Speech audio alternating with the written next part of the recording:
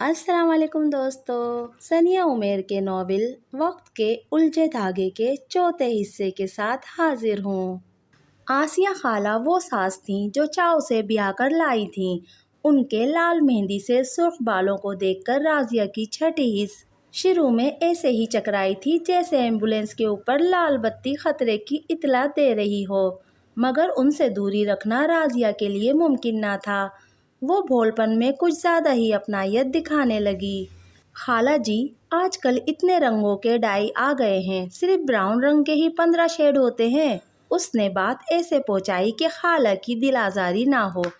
ارے ان انگریزی ڈائی کی مجھے کیا ضرورت، میرے تو قدرتی گھنے سیاہ بال ہیں، یہ تو ذرا خشکی ہو جاتی ہے اس لیے مہندی لگا لیتی ہوں۔ راضیہ نے سر پکڑا، وہ سمجھتی تھی ان کے علاوہ دوسروں کی آنکھوں میں روشنی نہیں ہے۔ ایک دفعہ شناختی کارڈ بنوانے نادرا کے دفتر گئیں تو بندے نے بڑے ادب سے پکارا، اماں جی کیا عمر ہے؟ بچے کتنے ہیں؟ عمر 30 سال، 5 بچے ہیں۔ آدمی کا منہ کھلا کا کھلا رہ گیا۔ کیا کہا اماں جی، کتنے سال ہو گئے شادی کو؟ 20 سال ہو گئے ہیں شادی کو۔ آدمی خود 35 کا تھا، اس کی نظر اور حساب بھی معقول تھے، اس لیے ہکا بکا رہ گیا۔ اس نے کئی دلائل دیے، یادداشت بحال کروائی، مگر آسیہ خالہ اپنے بیان سے نہیں مکریں۔ آخر نادرا والے کو اپنی عقل اور حسیات پر سمجھوتا کر کے اماں جی کی عمر والی عورت کو خود سے چھوٹا تسلیم کرنا پڑا۔ شادی کے بعد راضیہ جب کچھ دن کے لیے میکے رہنے گئی تو گھر کا ماحول ماں کے سامنے کھول کر رکھ دیا۔ خبردار جو یہ باتیں کبھی ان سے کہیں، تم پر آئی ہو ابھی دل میں بال آ جاتا ہے ایک دوسرے کی خامیاں گنوانے سے، خاص طور پر شہروز سے اس کی پرانی عادتوں کا ذکر ہرگز نہ کرنا۔ ماں نے تجربے کی بنیاد پر جو سکھایا وہ راضیہ کے حق میں غلط ثابت ہوا۔ سسرال کا ماحول جتنا بے ڈنگا تھا اتنا ہی بھلکڑ بھی تھا۔ راضیہ ڈھول پیٹ پیٹ کر بھی ان کی برائیاں بتاتی تو وہ شام کی چائے کی طرح منٹوں میں ہضم کر لیتے۔ ان کا آدھا دن ایک دوسرے کی برائیاں گنوانے اور اپنی برائیوں کا انکار کرتے گزرتا تھا۔ راضیہ بھی ان کے رنگ میں رنگ جاتی، مگر اب دانستہ طور پر خیالات پر جو تالا لگایا تھا اس نے ابتدا سے اس میں اور دوسروں میں پردہ حائل کر دیا تھا۔ باقی سب کے ساتھ یہ پردہ خاص معنی نہیں رکھتا تھا، مگر شہروز زندگی کا ساتھی تھا، اس سے سب کے سن لینے کی خواہش فطری تھی۔ خاص طور پر وہ شبانہ کے متعلق ہر بات کھل کر لینا چاہتی تھی، مگر ماں کی تاکید آڑے آ گئی۔ 10 سال بعد وہ تمام باتیں پینڈورا باکس کی طرح نکل تو گئی تھیں، لیکن ان کا نتیجہ آنا باقی تھا۔ ماں سے منافقت کا درس پڑھ کر وہ گھر پہنچی تو دیکھا ساس صحن کے نل کے کنارے بیٹھی اس کی کنڈیشنر کی بوتل انڈیل انڈیل کر سر پہ مل رہی تھی۔ اس نے جھپٹ کر بوتل پکڑ لی تو خالی ہو چکی تھی۔ خالہ جی بس کریں، اتنا ملیں گی تو مہندی دھل جائے گی، پھر سے سر سفید ہو جائے گا، اس نے جل کر کہا۔ ذرا جھاگ تو نہیں بنے تمہارے شیمپو سے، میں نے کہا بڑی پڑھی لکھی ہو، دیکھ بھال کر چیز لائی ہوگی۔ وہ شرمندہ ہونے کی بجائے اس پر ہی چڑھائی کرنے لگیں۔ خالہ جی یہ انگریزی چیزیں ایسی ہی ہوتی ہیں، حسن کے لیے بڑا کچھ برداشت کرنا پڑتا ہے۔ اس شیمپو سے جھاگ نہیں بنتے، اور جو کریمیں ہوتی ہیں ان سے جلد ایسے جلتی ہے جیسے لال مرچوں کا لیپ کیا ہو۔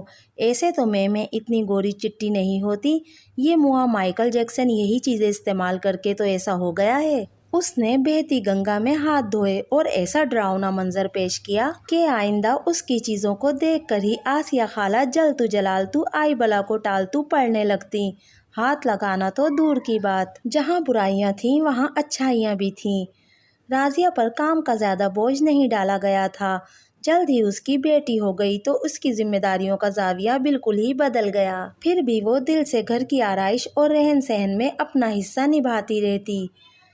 ایک روز کچھ مہمان کھانے پر آئے تو راضیہ نے بہت محنت سے تہدار میٹھا بنایا، نیچے بسکٹ، پھر کریم، پھل، کسٹرڈ ڈال کر سجاوٹ کے لیے بادام کاٹنے لگی تو آندھی طوفان کی طرح آسیہ خالہ آدھم کیں۔ صبح سے لگی ہو ابھی تک میٹھا نہیں بنا؟ آج کل دی کڑیاں وی نا۔ انہوں نے منہ میں بڑبڑاتے ہوئے چمچہ اٹھایا اور ڈونگے میں ایسے چمچہ چلایا جیسے حلیم گھوٹ رہی ہوں۔ بڑے کے قیمے کے کباب کھا کھا کر بنائی صحت کی مدد سے 2 منٹ میں راضیہ کے فروٹ رائفل کی ساری تہیں تہو بالا کر کے ڈونگا فریج میں رکھ دیا۔ لو جی، ایک چیز تو تیار ہوئی۔ راضیہ کی محنت کا ستیہ ناش کر کے وہ یہ جا وہ جا ہوئی۔ 2 منٹ تل ملا کر راضیہ بھی لاپرواہ ہو گئی۔ آنے والے مہمان بھی انہی کی طرح تھے جو اپنے مہمانوں کو سیدھی پلیٹوں میں شوربے والا سالن کھلاتے تھے اور کہتے تھے کہ ناشتے میں فرائی آملیٹ کھایا ہے۔ راضیہ کے لائے سجاوٹ کے رنگین ماربل سے ان کے بچے کنچے کھیلنا شروع ہو گئے تو آسیہ بی بی نے ذرا لحاظ نہ کیا اور بڑھ کر ایک بچے کا کان مروڑ دیا۔ لحاظ کرو آسیہ، معصوم بچے کا کان نکالو گی، پیار سے سمجھا دو۔ اس عورت نے جھٹ اپنا بچہ پکڑا۔ لاتوں کے بھوت ہیں یہ، باتوں سے ماننے والے ہوتے تو تمہارے نہ ہوتے۔ آسیہ بی بی نے مرغ مسلم کی ٹانگ غصے سے توڑ کر دانتوں کے نیچے رکھی۔ بہت فرما بردار ہیں تم، کیا جانو۔ مہمان خاتون نے نان کو چیر پھاڑ کر جانے والے انداز میں توڑ کر لقمہ لیا۔ تمہاری فرما برداری میں تو یہ بدتمیزیاں سیکھی ہیں، ایسے تو نہیں ساس نندوں سے جان چھڑائی تم نے۔ اور یوں ایسی لڑائی ہوئی کہ میٹھا کھانے کی نوبت ہی نہ آئی۔ راضیہ خوب محظوظ ہوئی۔ اس نے ٹھنڈے دل سے سوچا جو بھی حالات ہوں اچھا ہی ہو گیا جو شادی ہو گئی، ورنہ اس کا بھی وہی حال ہوتا جو روشنی پھپھو کا ہوا تھا۔ کبھی ان کے بھی دل اور نگاہوں میں ان کے نام کی طرح کے ہی دیپ جلتے تھے، مگر وہ خود کو کوہ کاف سے آئی ایسی پری سمجھتی تھی جس کے لیے زمین پر کوئی شہزادہ ہی پیدا ہونا چاہیے تھا، اس لیے ایک کے بعد ایک رشتہ ٹھکراتی گئیں۔ یہ تو سارا قصور اس قصور شہر کا ہی ہے۔ جو اماں ابا لاہور میں آ کر رہتے تو میرے رشتوں کی لائن لگی ہوتی۔ اب بھی اکثر دل جیسی شکل کا بلش آن لگاتے ہوئے وہ یاد کرتی تھی۔ اس دعوے میں کچھ حقیقت تو تھی، کیونکہ رشتوں کی لائن اب بھی لگی تھی جس میں گویا ایک ہی شخص موجود تھا، مگر جتنی مستقل مزاجی سے وہ سالوں سے منتظر تھا، اس سے اسے لائن ہونے کا شک شبہ دیا جا سکتا تھا۔ اور وہ آدمی تھا مجاہد ارک گلاب والا۔ وہ اندرون لاہور کے دنوں میں ان کا ہمسایہ تھا اور روشنی پھپھو کو اس کم سنی کی عمر سے پسند کرتا تھا۔ جب آئی برو بنانے کے جنون میں روشنی پھپھو نے بال صاف کرنے والی کریم منہ پر لگا کر ایک آئی برو ہی ختم کر ڈالی تھی، پھر مہینہ بھر آدھے چہرے پر بال ڈال کر پھرتی رہی تھیں، پر روشنی پھپھو نے مجاہد کے رشتے کو انکار کرنے میں لمحہ نہیں لگایا اور اتنی دفعہ منع کیا کہ رشتہ بھیجنے والا حساب بھی بھول گیا۔ مجاہد نے آخر کہیں اور شادی کر لی تھی، اب بیوی فوت ہو چکی تھی، دونوں بیٹیاں بیاہ کر ملک سے باہر رخصت کر دی تھیں، تو اس نے سلسلہ وہاں سے ہی جوڑا جہاں سے ٹوٹا تھا۔ یہ دیکھیے آپا، میرا بنایا ہوا ہربل تیل اور اپٹن، ان کی مارکیٹ میں بڑی ڈیمانڈ ہے۔ اس نے اپنے نئے پروڈکٹ کے تحفے آسیہ خالہ کی خدمت میں پیش کیے۔ واہ مجاہد، تم نے تو بڑی ترقی کر لی۔ میں بادام ساڑ کر مہاسوں کے لیے جو لیپ بناتی ہوں وہ بھی شیشوں میں بھر کر بیچنا شروع کر دو۔ ایمان سے ہماری پارٹنرشپ سے دوگنی چاندی ہوگی، منافع آدھا آدھا کر لیں گے۔ آسیہ خالہ کی تجویز پر مجاہد سٹ پٹا گیا، یہ تو اور ہی قسم کی پارٹنرشپ سوچ رہی تھی۔ ہاں ہاں آپا، یہ بس 6 مہینوں کی شیشیوں اور بھروائی کا سودا ہو گیا ہے، اگلے سودے سے پہلے بتاتا ہوں۔ آخر اب آپ ہی تو میری خیر خواہ ہیں، میری تنہائی کا حل آپ نے ہی اپنے آس پاس ڈھونڈنا ہے۔ اس نے ٹال کر مزید مکھن لگایا اور کئی دن لگاتا رہا، مگر دال نہ گلی۔ چھوٹا قد گنجے سر والا یہ آدمی کیا سمجھتا ہے، اس عمر میں شادی کرے گا اور میں ہاں کر دوں گی؟ روشنی پھپھو نے اتنا بلند و بانگ انکار کیا کہ کچھ آوازیں مجاہد کے کانوں میں بھی پڑ گئیں۔ اس نے دیسی ٹوٹکوں میں وقت برباد نہیں کیا اور چند ہی دنوں میں اونچے سے نکلی بال ایسے لگوائے کہ قد میں یقینی 2 انچ کا اضافہ ہو گیا۔ اس تبدیلی سے بے خبر راضیہ شربت کی ٹرے اٹھائے لاؤنج میں داخل ہوئی تو وحید مراد کے انداز کے بالوں والے مجاہد کو دیکھ کر اس کی ہنسی پھر سے بریک فیل ہوئی گاڑی کی طرح چل پڑی۔ کھانسی رہتی ہے اسے، وہی حلق میں پھنس گئی ہے۔ آسیہ خالہ نے اس کی کمر پر تھپڑ مار کر ٹرے پکڑی۔ راضیہ دوڑ کر لاؤنج سے نکل گئی اور باہر جا کر خوب ہنسی۔ مجھ پر بھی جوانی آئی ہے کہ آگ لگے گی کہیں نہ کہیں، ایک پرانا گانا راضیہ طنزیہ گانے لگی تو پیچھے سے روشنی پھپھو کو سچ میں آگ ہی لگ گئی۔